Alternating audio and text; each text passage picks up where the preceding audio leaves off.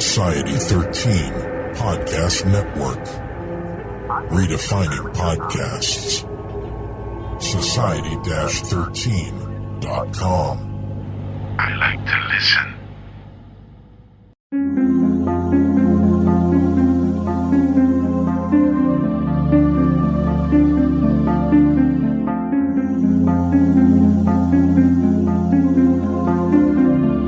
History tells the story of the world and of our lives. Sometimes that history goes bump in the night.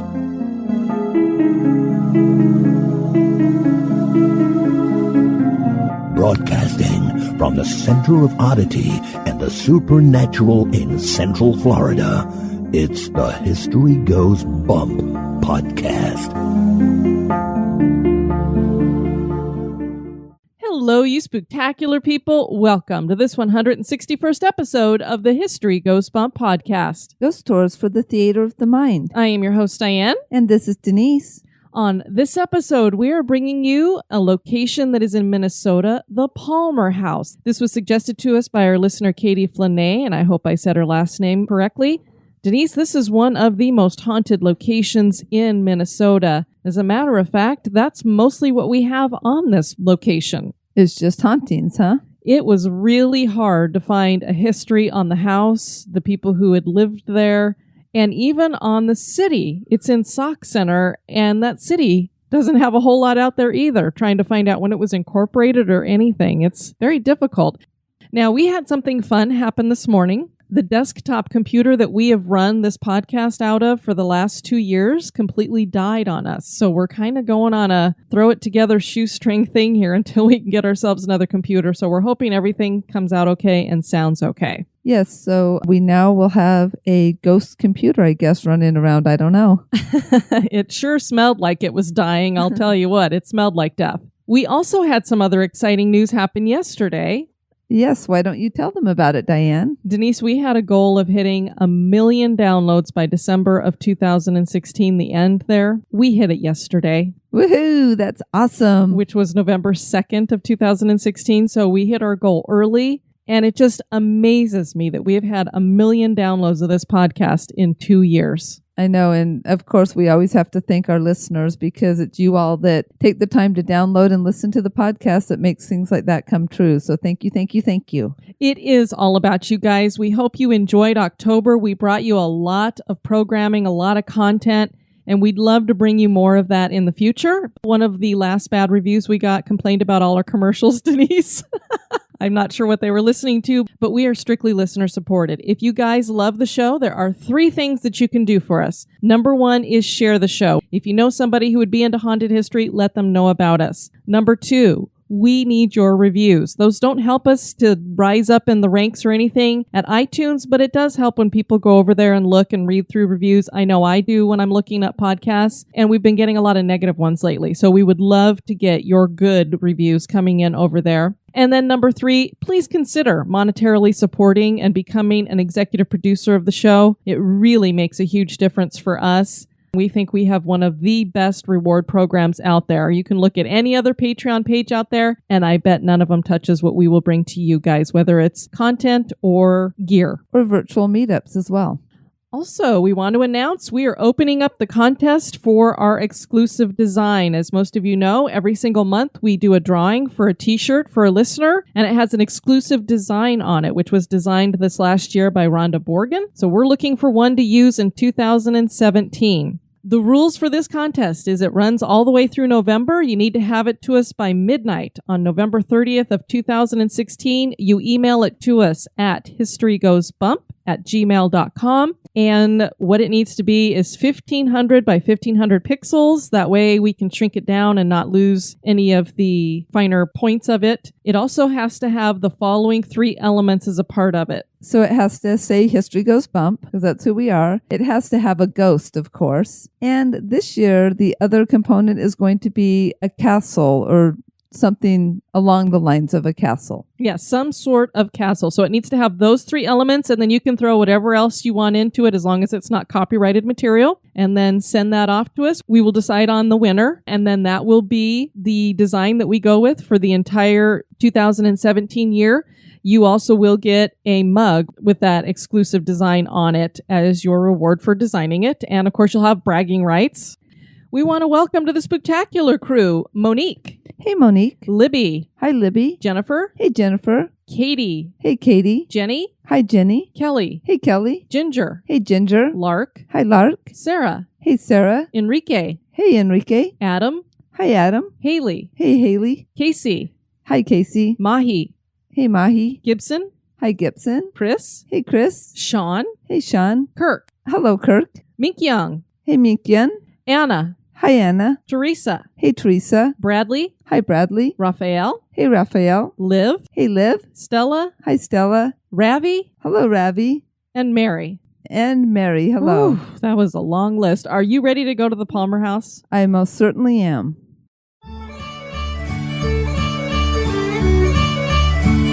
History Goes Bump is entirely listener supported. Become an executive producer for as little as $1 a month. Get listed on the website and invited to exclusive virtual meetups.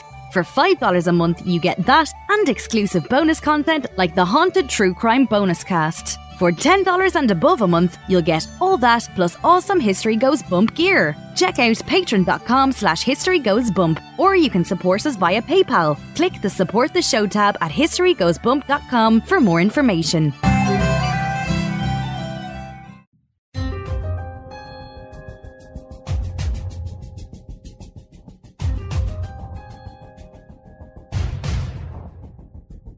History is full of oddities, curiosities, mysteries, and the truly bizarre. Welcome to this moment in Oddity.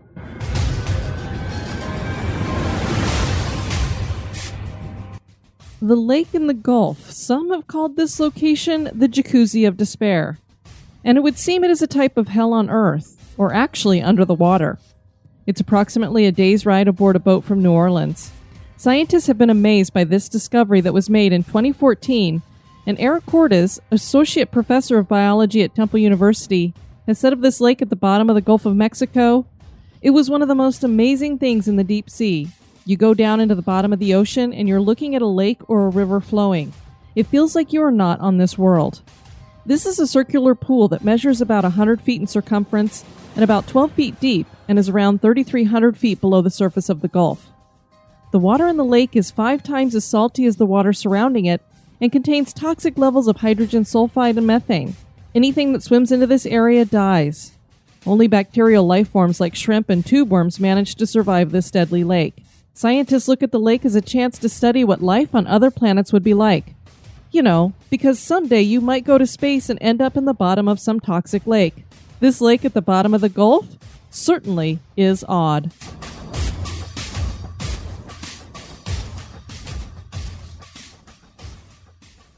This history podcast is haunted.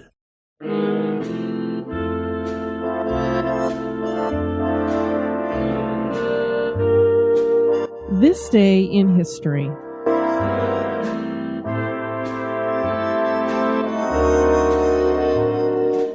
On this day, November 4th, in 1970, a child given the name Genie is taken to Children's Hospital, and she will come to be known as the Wild Child. Genie had suffered horrid abuse for the first 13 years of her life. Her mother had brought her into a welfare office seeking help for the blind.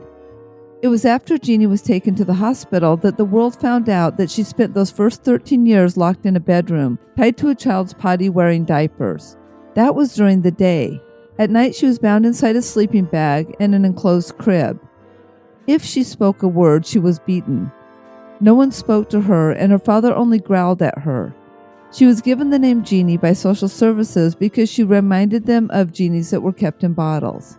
Her parents were charged with abuse, and her father committed suicide before his court appearance. Genie was studied for a few years until funding dropped off. She traversed through foster homes where her abuse continued. It is believed that she is living in an adult foster home somewhere in California. The movie Mockingbird Don't Sing was made about Genie and her tragic life.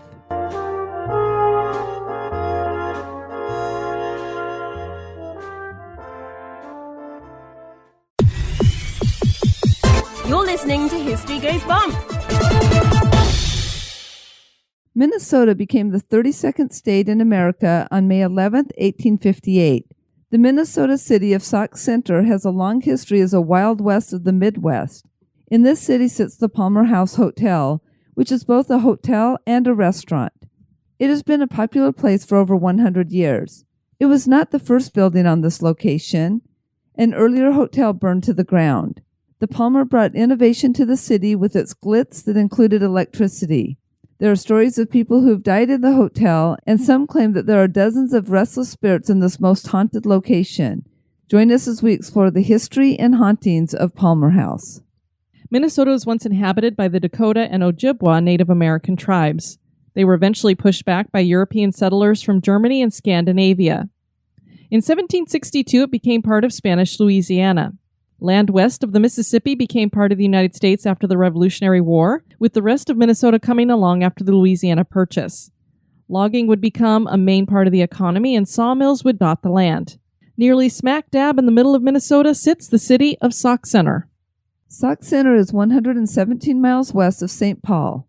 Sauk Lake sits nearby, and it is from this lake that the city takes its name.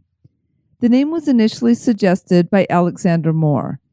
The Sauk Centre Herald was the first continuous newspaper west of the Mississippi River and east of the Rocky Mountains. The first issue was published by Joseph Simonton, June 6, 1867.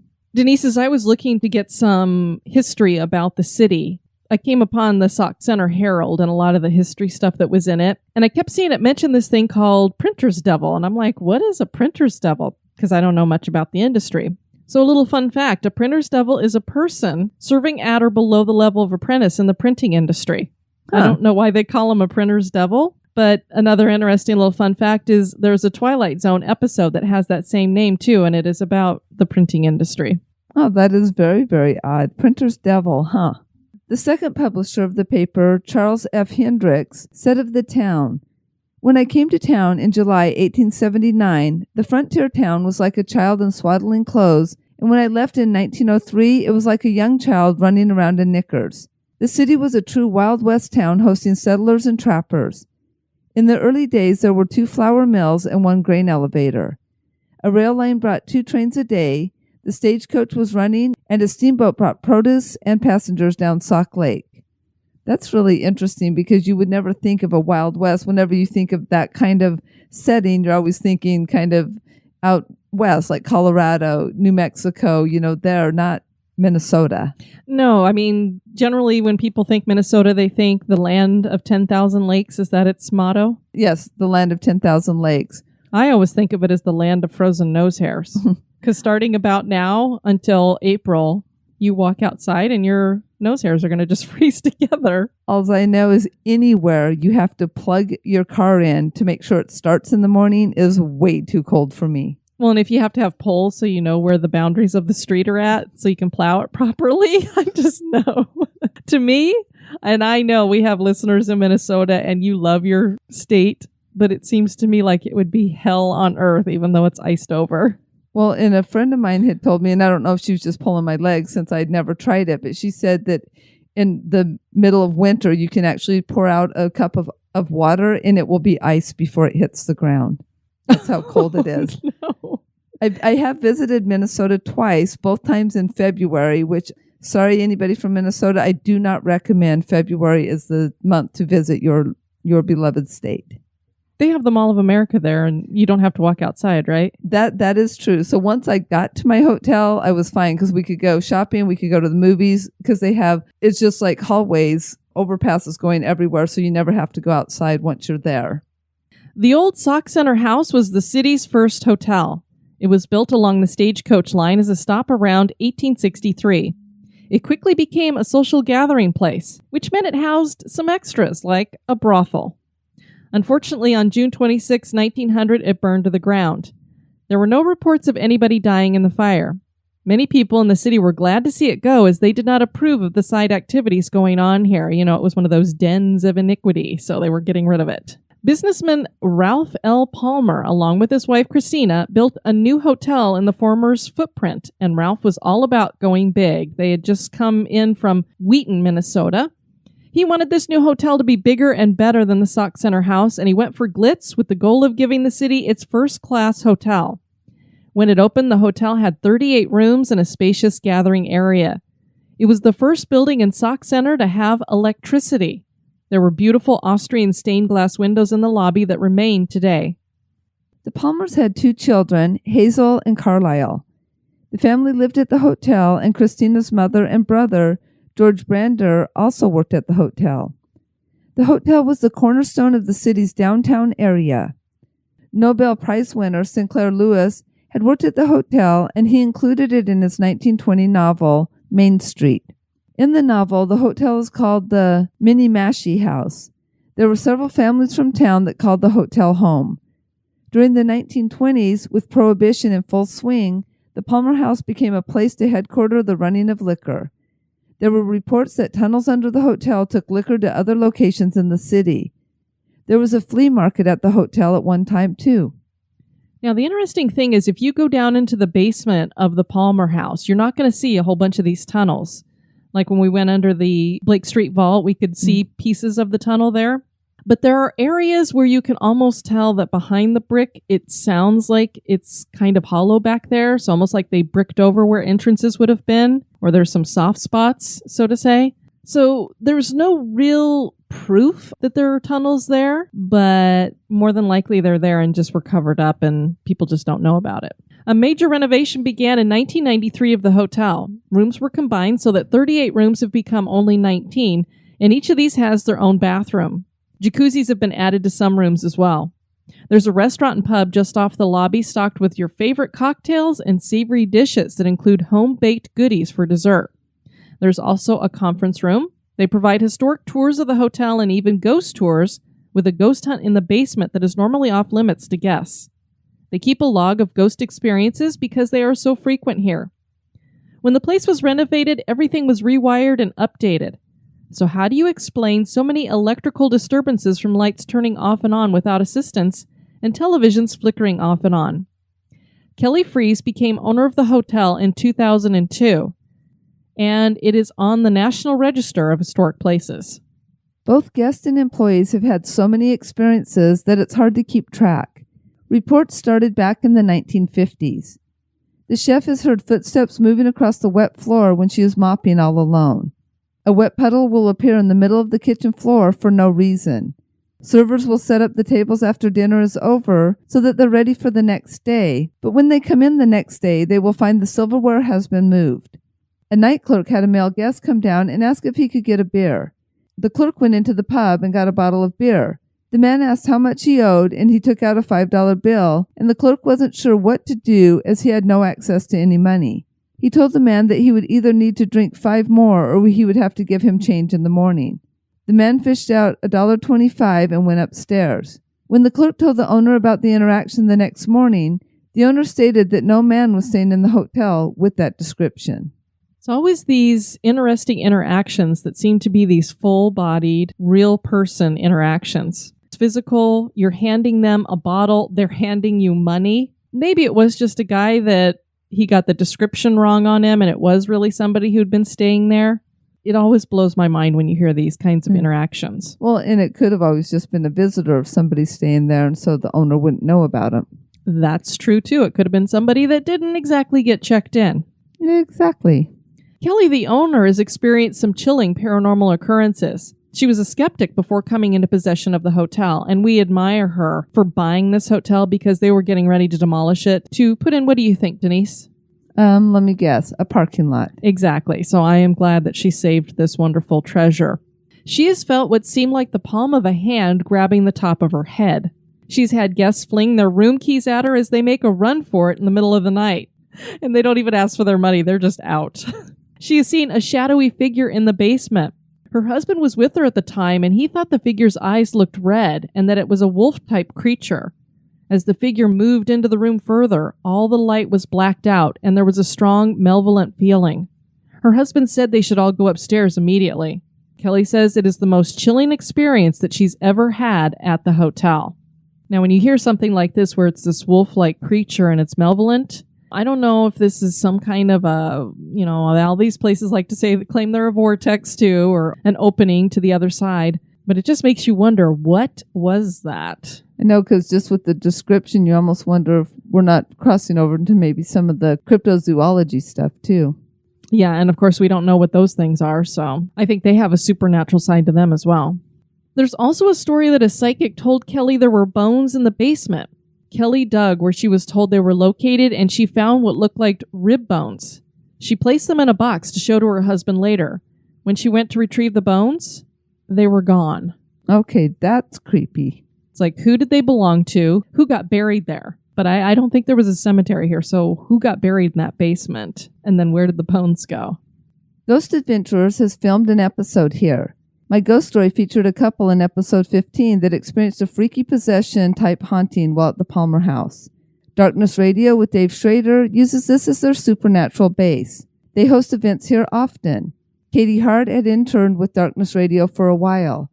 She is now co-host of One Bizarre Podcast, and we asked her on Twitter if she'd ever experienced anything there. She tweeted, "There's always lots of activity there. We had the lights and some movement as well. It was very interesting." Psychic Echo Bodine claims that there are at least 40 individual ghosts at the hotel. That One Bizarre Podcast, I don't know if I've mentioned it on here yet, but it's a great one. Very funny. It's right up your alleys if you like weird stuff, paranormal stuff. Katie hosts it with her lifelong BFF, Blackie, and these ladies are just hilarious. They keep me laughing while I'm cleaning, so I appreciate that show. So check it out. They're an LOL kind of operation. That's correct. Ghost Stories, Inc. visited the Palmer and had unexplained knocks on the wall of their hotel room. They figured out that the knocks sounded like the headboard of the beds bumping against the wall, but could not explain why this would come from an empty room. They picked up a young boy singing on a walkie-talkie several times, including when asked if he could do it again. I've never seen a paranormal group investigate with a walkie-talkie before, because at first I thought she was holding a recorder, but then you could hear the stuff coming just through it, and it wasn't like she was taping something and asking a question and then having it come through. It was very interesting to see somebody walking around with one of those standard walkie-talkies. Now, again, any of you who used to use these, now we don't have to use them so much because we have cell phones.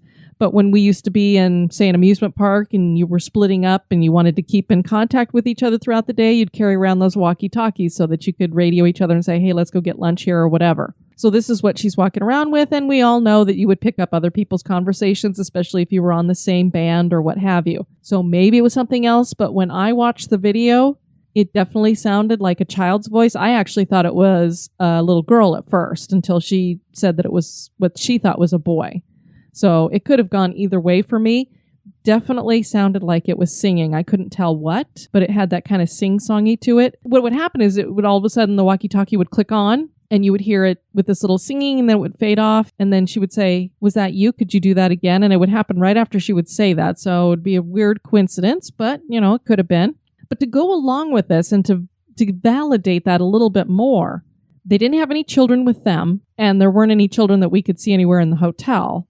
They brought a ball with them and they put it out in the hallway because there are reports that people have seen this child playing with a ball in the hallway, a young boy. So they would put it out in the hallway to see if he wanted to play with it, and they would find it in rooms. So something would move that ball from out in the hallway to inside of the rooms. Yeah, and as you were talking, Diane, about the walkie-talkie and, being on the same bandwidth, that usually entails another walkie-talkie being used, and they're, like you said, they're not very common anymore, so it'd be kind of weird for a walkie-talkie to be on a bandwidth with another walkie-talkie in today's day and age. Well, that's a good point. So the skeptic in me would be like, where's the other walkie-talkie? Since we're not seeing the other one. The part of me that's the believer, with you saying that, makes me go, so how is it talking into the walkie-talkie if it's not using the other walkie-talkie to talk? They also saw this young apparition on the stairway, kind of crouching down, and it was two of them that saw it at the same time. And there are many reports of people seeing a young boy crouching on this staircase.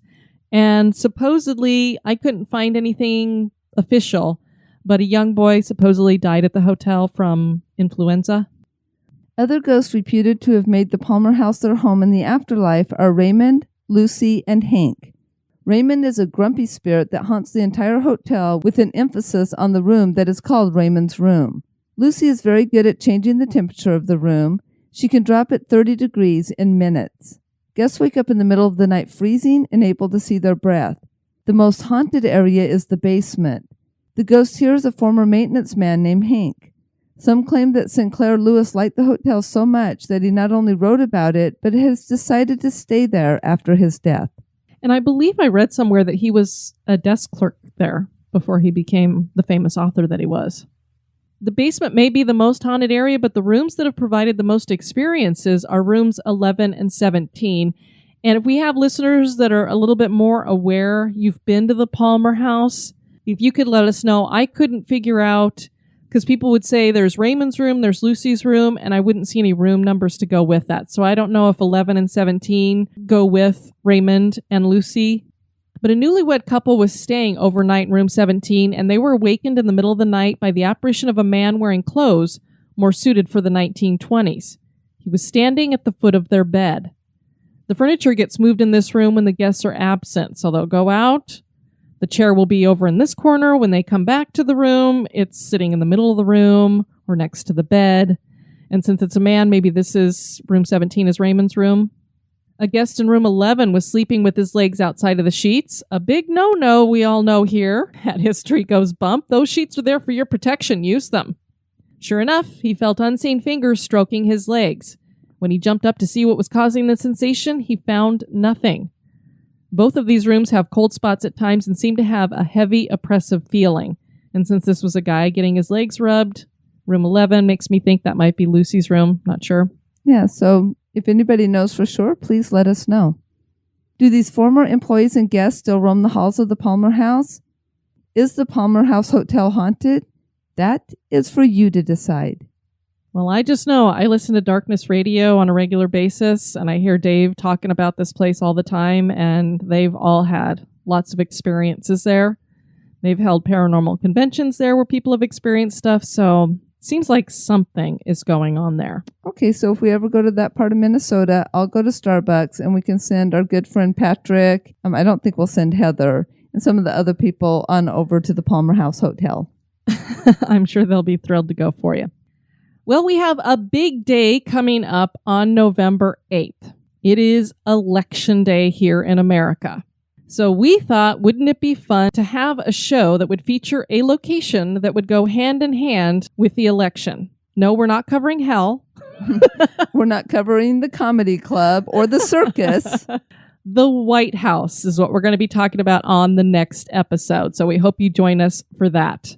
Also, we want to announce we are opening up the contest for our exclusive design. As most of you know, every single month we do a drawing for a t-shirt for a listener, and it has an exclusive design on it, which was designed this last year by Rhonda Borgen. So we're looking for one to use in 2017. The rules for this contest is it runs all the way through November. You need to have it to us by midnight on November 30th of 2016. You email it to us at historygoesbump@gmail.com. And what it needs to be is 1500 by 1500 pixels. That way we can shrink it down and not lose any of the finer points of it. It also has to have the following 3 elements as a part of it. So it has to say History Goes Bump, because that's who we are. It has to have a ghost, of course. And this year, the other component is going to be a castle or something along the lines of a castle. Yeah, some sort of castle. So it needs to have those 3 elements, and then you can throw whatever else you want into it as long as it's not copyrighted material, and then send that off to us. We will decide on the winner, and then that will be the design that we go with for the entire 2017 year. You also will get a mug with that exclusive design on it as your reward for designing it. And of course, you'll have bragging rights. We'd love to have you guys check out our website, historygoesbump.com. Denise, if people want to send us feedback, where can they do that? They can do that at historygoesbump@gmail.com. And we did get an email from Christina. She says that she has lived in Texas all her life. And upon hearing our Devil's Tramping Ground episode, specifically the mention of the Devil's Backbone and Purgatory Road, she knew she just had to finally email us. She's been wanting to email us for quite some time. She and her grandmother are huge paranormal fans. And her grandmother's been to the St. Augustine Lighthouse, the Magnolia Plantation, Winchester Mystery House. So she's been to all the hot spots. About 5 years ago, maybe 6, I was living with my grandmother and we both were having problems where we couldn't sleep at night. So we'd go for long drives. So she says, why don't we drive over to Blanco from New Braunfels, which entails going down Purgatory Road. This is around 11 o'clock at night. Nothing spooky was happening and we were telling silly stories. And then all of a sudden, clear as day, we both see a snow white wolf. It couldn't have been a dog. It was in the moonlight and we could see clearly that it was definitely a wolf. It was completely white. I'd heard about people seeing apparitions of a wolf, but this wolf looked clear as day as an actual wolf in the area. And we were so shocked, we just looked at each other like we were trying to confirm with each other that yes, this is what we were seeing. We stopped at a little gas station, and as I got out of the car, my grandmother stays in the car, and all of a sudden behind me, I hear running from this open field on the side of the gas station, and I see a woman running towards me. And I get all freaked out because I'm still freaked out about the wolf. And all this girl was trying to do was to get to the gas station before they closed for the night because she needed some beer. So she got spooked because this lady's like, I'm in a hurry. Look out. I need my beer. Good thing she didn't start throwing holy water on her or something going, an apparition. She said she and her grandmother had a good laugh about that. So I had asked her, is it normal for there to be wolves in this area of Texas? Because, just because it was plain as day doesn't mean it wasn't a ghost wolf, because we know they can take more of a form where they're pretty solid looking. Or possibly even like a shapeshifter or something like that. She did a little research, and the only native wolf to Texas is the gray wolf, which is apparently extinct, she had said. There's also the Mexican gray wolf. There are sightings now and then, but these are typically the Mexican grays who have crossed over the border. So quite possibly this was that ghost wolf that we'd heard about on that Purgatory Road. And then Julie sent us an email. She had listened to the Halloween podcast and heard about the University of San Francisco that we mentioned in that and how it was haunted. And she had actually gone there and said that she'd never experienced anything haunted, but that it is believed there's this legend that says that there was once a Native American burial ground there. And also there's a legend that a nun who had become pregnant by one of the university priests, it's a Catholic Jesuit university, had committed suicide in one of the dorm rooms. And supposedly the university walled off her room, and it remains walled off to this day, with her ghost roaming the halls. So she said she'd had lots of classes there, but never had any experiences. Before we let you guys go, we have a couple of reviews we'd love to share with you. The first one comes from KMN001. Awesome and unique look at history. 5 stars. Cool way of looking into different aspects of history and folklore. Keep it up. Well, thank you. And then we have STLR Fan 831. I'm thinking that's Stellar Fan. We'll call you Stellar Fan. An awesome listen, 5 stars. I've been listening to this podcast for over a year now, and it was great then and is noticeably getting better and better. History, hauntings, and oddities are combined with perfection by the two hosts, Denise and Diane. They complement each other perfectly with the great personality they bring to the show, making each episode feel like a night amongst friends discussing scary or intriguing stories as opposed to just another boring homework assignment is why I give it 5 stars. Sometimes I forget I'm even listening to a podcast. Keep up the great work, ladies. Well, thank you so much for that. We want to thank you for listening to this episode. I have been your host, Diane. And this has been Denise. You take care now. Bye-bye. This episode has been brought to you by our executive producers. We'd like to welcome new executive producer, Sarah Riggs, and thank you to Ming Young Kim for your one-time donation. Be sociable. Drop the chain rattling, neck biting, and shape shifting, and join us on Facebook and Twitter at History Goes Bump. Like the page and follow us.